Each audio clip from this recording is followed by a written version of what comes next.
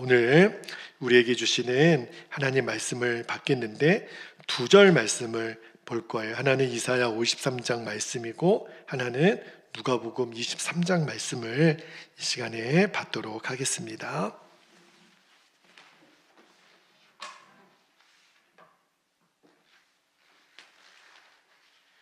자, 우리 먼저 이사야 53장 12절 말씀을 같이 읽도록 하겠습니다. 시작.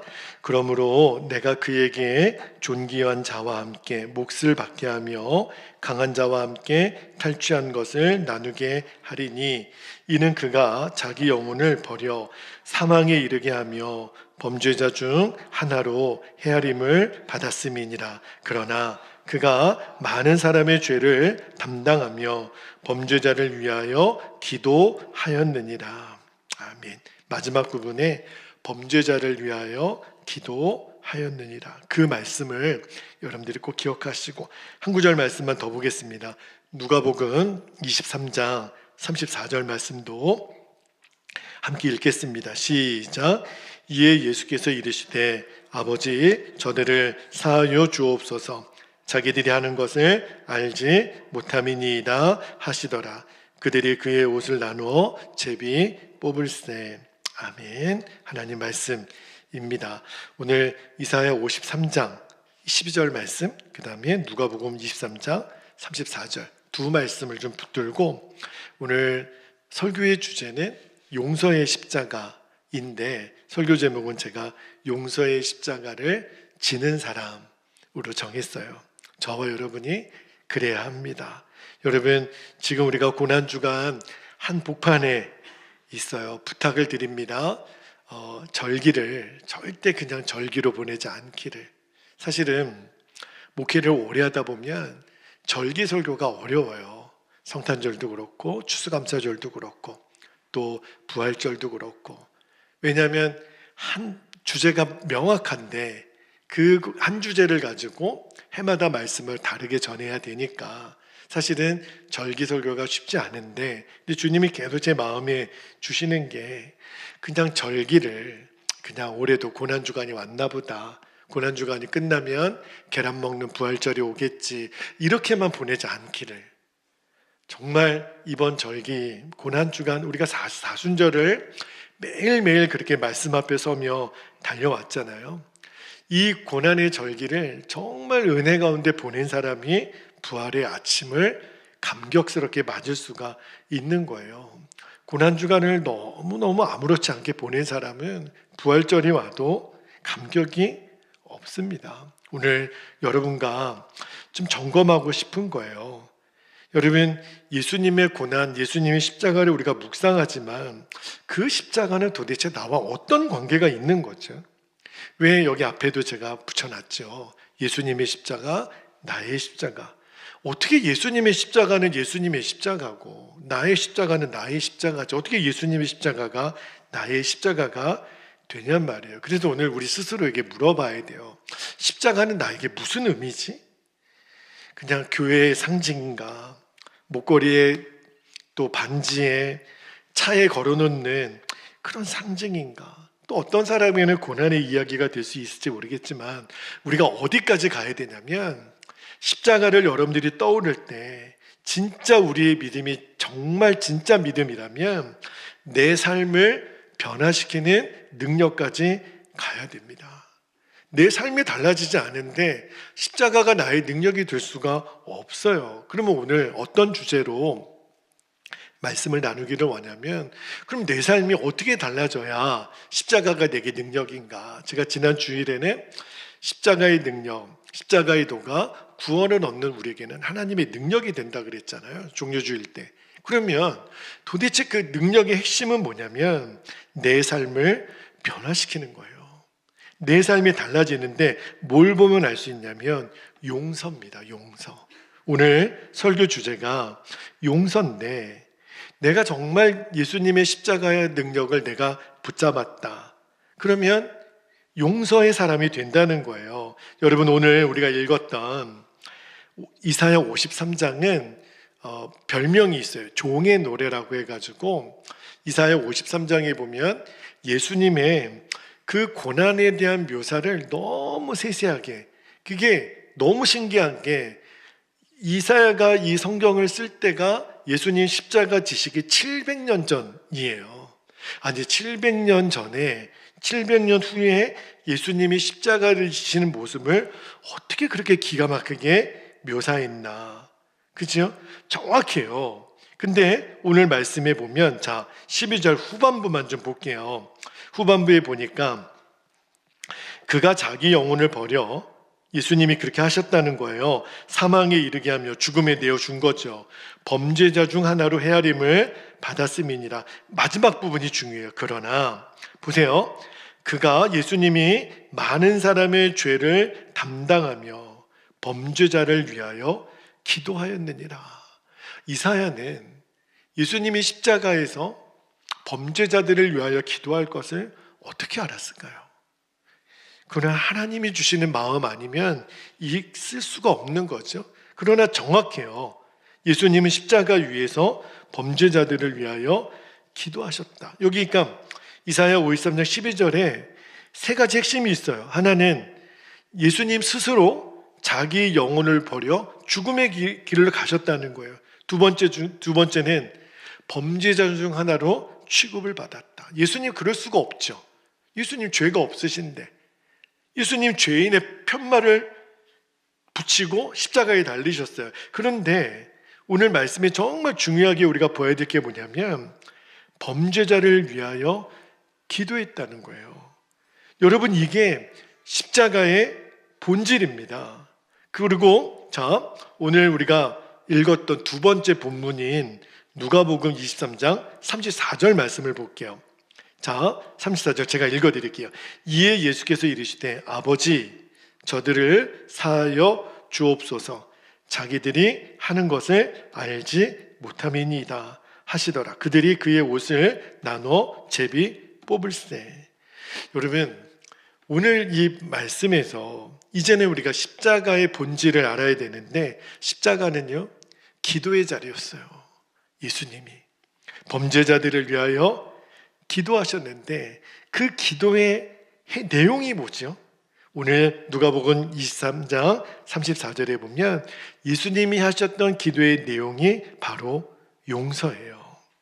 이 누가복음 23장 34절이 가상칠언에서 제일 첫 번째 나오는 예수님 말씀이거든요.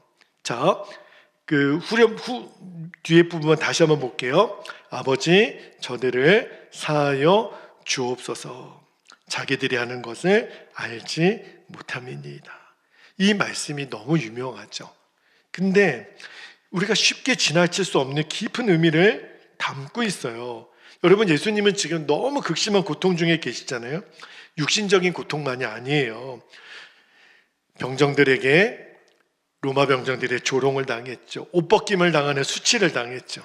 제자들에게 배신당했죠. 오늘 새벽에도 드린 말씀처럼 하나님으로부터 버림받은, 하나님으로부터 나의 하나님 어찌하여 나를 버리셨습니까?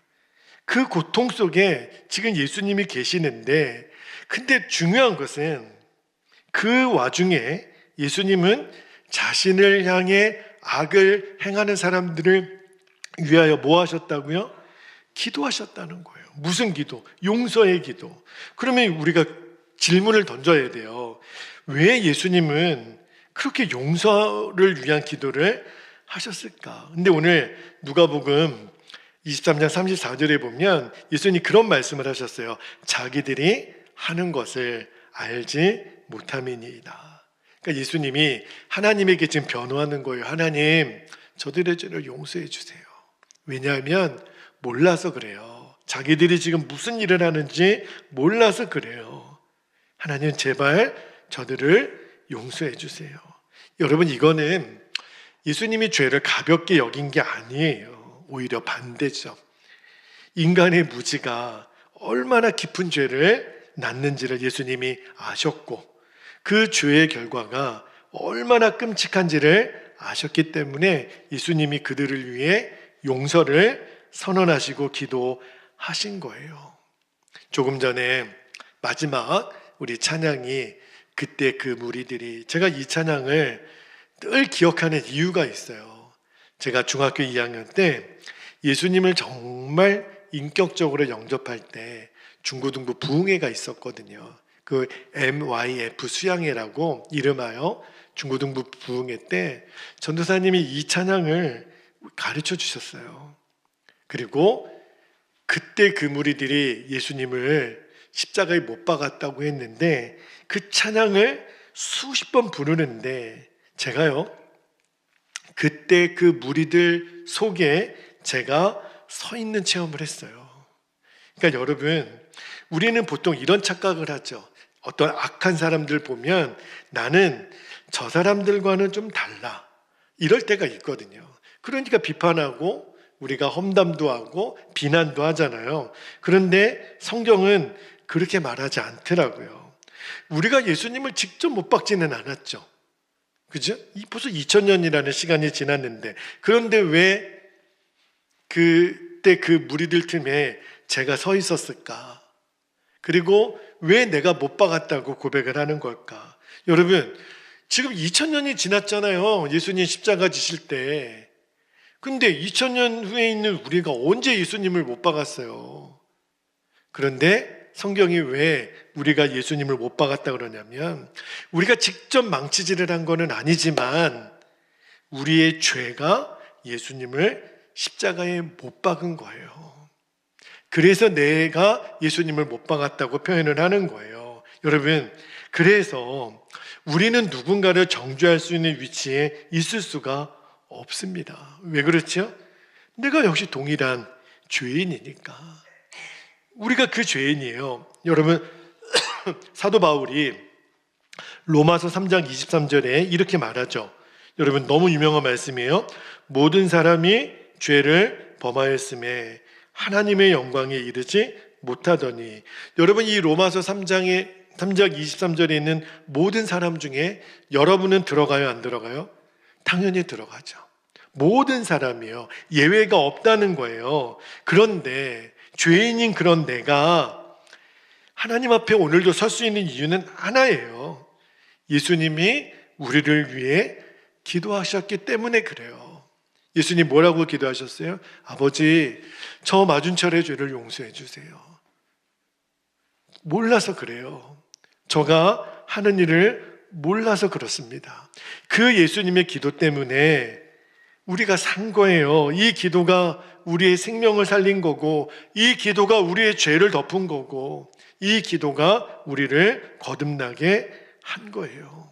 여러분, 어느 교도소에서 실제로 일어났던 이야기라 그래요. 어떤 청년이 살인죄를 저질렀습니다. 그런데 그가 욱하는 마음에 정신을 차려보니까 자기가 살인을 했더라는 거예요. 현장에서 잡혔습니다.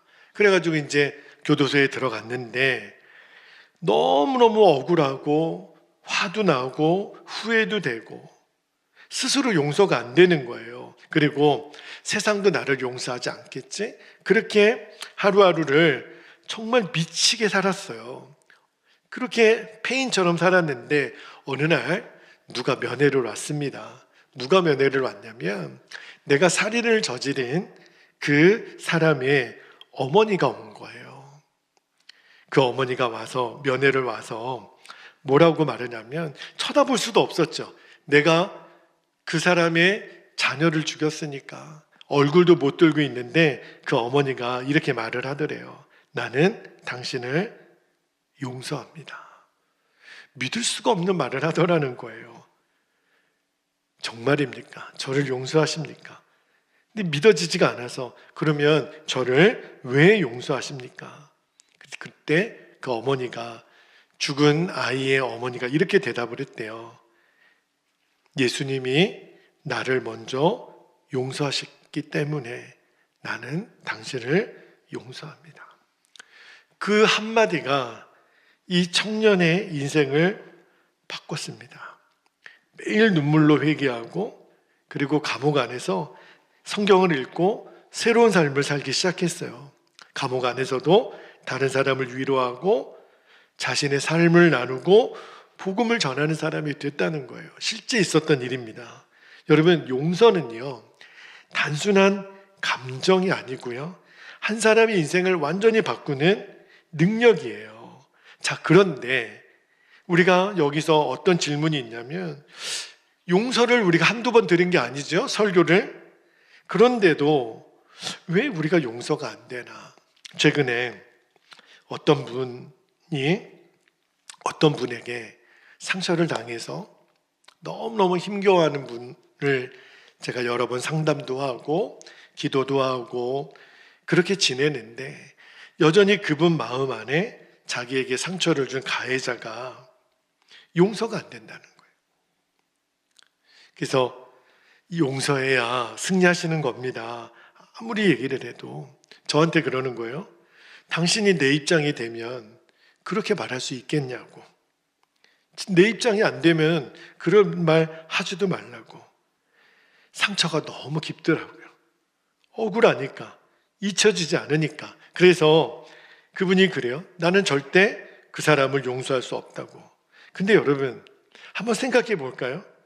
이 말 속에는 중요한 사실이 하나 숨겨져 있어요.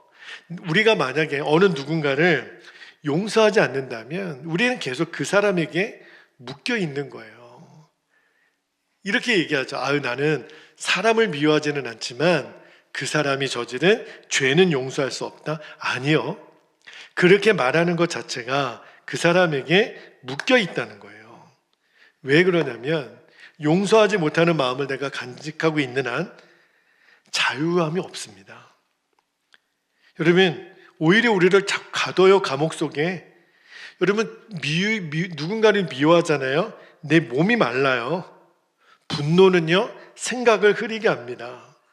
저도 최근에 아무것도 아닌데, 맥락이 없는데 갑자기 막 화가 나서 관계가 다 깨지고 가족들을 힘들게 하고, 지나고 나면은 내가 왜 그랬나 후회만 남는. 여러분, 이 상처는 우리를 지치게 해요. 그러니까 겉으로는 멀쩡해 보이지만 내가 누군가를 용서하지 못하잖아요. 미움을 품고 있는 한 속은 점점 썩어갑니다. 여러분, 용서는요, 십자가예요. 예수님이 마태복음 16장 24절에 이렇게 말씀하시죠. 한번 볼게요. 이에 예수께서 제자들에게 이르시되 누구든지 나를 따라오려거든 자기를 부인하고 자기 십자가를 지고 나를 따를 것입니다. 그러면 여기서 우리의 질문이 있어요. 자기 십자가가 도대체 뭐죠? 자기를 부인하고 자기 십자가를 지라. 우리가 져야 될 십자가가 뭡니까, 여러분? 그게 바로 용서예요. 용서가 쉽다고 말하는 건 아닙니다. 어렵죠. 너무너무 어렵죠. 자존심도 상하고 억울하기도 하고 눈물도 나오고. 그래서 여러분, 용서는 십자가예요. 근데 예수님이 자기 십자가를 지지 않으면 지는 사람만 나를 따라오고 지지 않는 사람은 따라올 수 없다라는 거예요. 다시 말하면 내가 누군가를 용서하지 않아요. 그러면 나는 예수님 안 따라가겠다는 거예요. 어떻게 하실 거예요? 용서하고 따라가실 거예요? 용서하지 않고 예수님 안 따라가실 거예요? 어느 쪽을 선택하실 거예요? 여러분, 그러면 도대체 용서는 어떻게 해야 되나? 쉽지 않다고 말씀을 드렸지만 안 할 수는 없어요. 왜? 용서하지 않으면 예수님 못 따라가는 거예요. 어떻게 해야 되나? 오늘 말씀이 우리에게 가르쳐 주는 거예요. 용서는 기도로부터 시작됩니다. 기도예요, 기도. 어떤 목사님이 가까운 동역자에게 너무너무 큰 배신을 당했습니다. 그리고 공개 망신을 당했어요. 나중에 확인해 보니까 그 또 다른 목사님이 거짓말을 한 거예요. 그러니까 얼마나 억울하고 얼마나 분통이 터지고, 이미 다른 사람한테 실없는 사람, 아주 명예가 완전히 실추가 돼서 너무너무 상처를 받았죠. 막 분노가 치밀어 오르는데 어떻게 그 인간이 나에게 그럴 수 있나. 목사님이에요. 기도하려고 하는데 그 사람의 얼굴이 계속 떠오르니까 기도가 막히는 거예요. 그래서 너무 힘드니까 하나님 앞에 이렇게 솔직하게 말했대요. 하나님, 저 인간 용서할 수 없습니다. 그러니까 하나님이 그러냐? 마음에 이런 말씀을 주시더래요. 그래, 용서하고 안 하고는 나중 문제로 하자. 대신에 너 그 사람을 위해서 기도는 할 수 있지 않냐? 처음에는 아멘이 안 되더래요. 아니, 미워 죽겠는데 그 사람 위한 기도가 나와요? 그런데 주님이 너 기도는 할 수 있잖아. 그래서 억지로 했대요. 억지로 뭐라 그랬냐면 막 이를 악물고, 하나님 처음에는 저 인간 축복해 주세요 그러다가, 하나님 저 사람 축복해 주세요. 나중에 하나님 아무개 목사님 축복해 주세요. 근데 그렇게 기도하는데 처음에는 막 말이 안 나오더래요. 그래도 계속 주님이 기도는 할 수 있잖아, 계속 기도를 했대요. 그런데 희한하게 그렇게 그 미워 죽겠는 그 사람을 위해서 기도하니까 놀라운 변화가 일어나더라는 거예요. 내 마음이 분노가 쓱 가라앉고 녹아지고 마음이 부드러워지고 상처가 치유되기 시작하는 거예요. 그리고 어느 순간에 본인도, 그 목사님도 깨닫지 못하는 사이에 이미 그 친구 목사님을 용서하셨다는 거예요. 용서를 할까 말까 막 분노에 치밀어 있는 그분이 그 목사님을 위해서 계속 기도하다가 용서가 되더라는 거예요. 그러니까 여러분, 용서는요, 감정이 아니라 순종입니다. 뭘로 시작해요? 기도로. 그리고 하나님의 은혜로 완성이 되는 거예요. 마지막 한 가지만 여러분과 좀 나눌 주제가 있습니다. 용서는요, 흘려보내야 될 은혜입니다. 여러분, 이미 우리는 용서를 받은 사람이잖아요. 그러면 우리는 주님의 용서를 받았어요. 근데 그 용서가 내 안에 머물러 있으면 안 됩니다. 이 용서가 흘러가야 돼요. 예수님 뭐라고 기도하셨어요? 아버지, 저들의 죄를 사하여 주십시오. 몰라서 그래요. 자기들이 하는 일을 알지 못합니다. 그러니까 우리도 누군가 용서가 안 되고 밉고 그런 사람을 위해서 어떻게 기도해야 되냐면, 하나님, 예수님이 하셨던 기도 그대로 그분의 죄를, 근데 그분의 죄라고 이렇게 말하면은 우리가 기도하기가 좀 민망할 수도 있지만, 그러나 예수님이 하셨던 기도니까 내가 어쨌든 나에게 미움이라고 하는 감정이 들 만큼 상처를 줬다면, 어쨌든 내가 그의 죄나 그의 실수나 그의 어떤 잘못된 행동에 대하여 얼마든지 내가 크레임을 걸 수 있는데, 예수님처럼 몰라서 그럴 거죠. 용서해 주세요. 이 말은 내가 그 사람을 용서하겠다는 거예요. 그러니까 오늘 예수님이 십자가에서 첫 번째, 가상칠언 중에 첫 번째 하신 기도, 아버지, 저들을 사하여 주십시오. 그 기도가 나의 기도가 되면 그러면 됩니다. 그 결단을 좀 드리고 싶은 거예요. 우리는 둘 중에 하나입니다. 여전히 미워하고 십자가 안 지겠다는 거죠. 그러면 예수님 못 따라가는 거예요. 계속해서 미움과 원망을 붙들고 있을 것인가, 아니면 내려놓고 예수님 따라갈 것인가.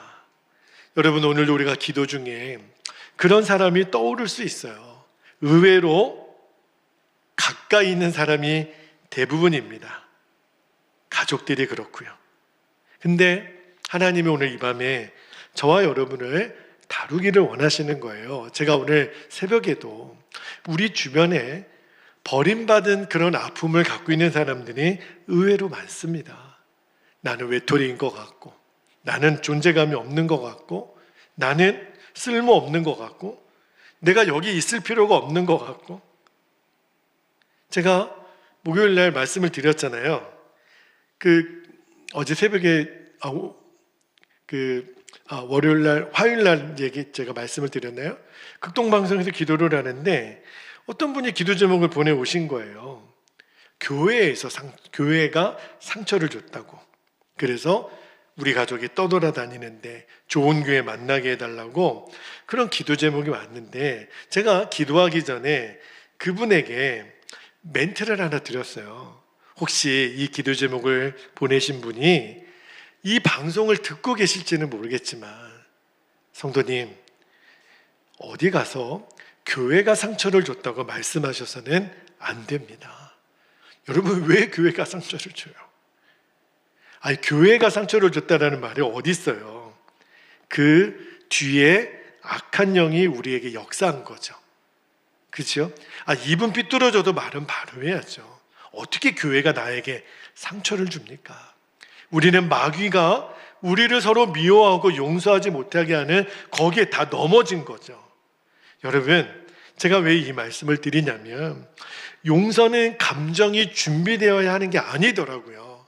내가 마음이 차분해지고 마음이 넓어지고, 물론 아까 그 목사님처럼 그분을 위해서 계속 기도했더니 용서하는 마음이 생겼더라. 그건 특별한 은혜예요. 그런데 그 은혜가 임하기 전에 이 목사님이 승리할 수 있었던 비결은 뭐죠? 하나님이 그 사람을 위해서 기도해봐. 거기에 순종한 거예요. 내 감정이 준비가 돼서 용서가 되는 게 아니라 순종할 때 용서는 시작이 되는 거예요. 이제 말씀을 마무리할게요. 고난주간을 그냥 단순한 절기로 보내지 말자 그랬잖아요. 그냥 기념식 하듯이 우리가 고난주간 부활절을 맞지 않았으면 좋겠어요. 이 고난주간 부활절의 핵심은 뭐냐면 십자가의 능력으로 내 삶이 변하는 거예요. 내가 예수님의 십자가 앞에 지금 서 있는 거잖아요. 예수님이 아버지여 저들을 사하여 주십시오. 자기가 하는 일을 알지 못함입니다. 그러면 우리도 동일하게 내가 십자가의 능력으로 변화된 사람의 고백이 나와야 되는 거죠. 그게 뭐냐면 주님이 저를 용서하셨듯이 저도 누군가를 용서하겠습니다. 주님의 용서가 나를 살린 것처럼 내 삶을 통해 이 용서가 흘러가게 하옵소서. 그렇게 우리가 기도할 수 있게 되기를. 그게 진짜 고난주간을 승리하는 사람의 고백이에요. 이제 우리 함께 기도하겠습니다. 두 가지 기도 제목을 붙잡고 오늘 이 밤에 기도했으면 좋겠습니다. 첫 번째는 십자가의 용서를 깊이 깨닫고 지금 내가 붙들고 있는 미움의 감정이 있으실 거예요. 통제가 안 될 거예요. 너무너무 힘들 거예요. 근데 주님이 오늘 말씀하십니다. 기도는 시작할 수 있잖아. 혹시 오늘 이 밤에 나를 힘들게 하는 어떤 대상이 있거나 또는 내가 마음이 너무 지금 눌려 있어요. 그렇다면 기도는 시작할 수 있잖아요. 주님이 그를 위해 축복하고 기도하라. 어떤 역사가 일어나는지 여러분이 증인 되시기를 축복합니다. 지금 너무너무 나의 마음을 힘들게 하는 그분을 위해서 기도하는 은혜가 있기를. 두 번째는요, 용서의 십자가를 기쁨으로 지는 거예요. 억지로 지는 게 아니라. 왜냐하면 이 십자가 지지 않으면 예수님 못 따라가니까. 그래서 내 삶을 통해 주님의 생명의 복음이 흘러가게 하옵소서. 오늘 두 가지 기도 제목이 나를 살리는 기도 제목이라는 것을 느껴요. 여러분, 이 기도 제목을 우리가 붙잡고 이 시간 주님의 이름을 간절히 부르고 합심하여 통성으로 기도하겠습니다. 주여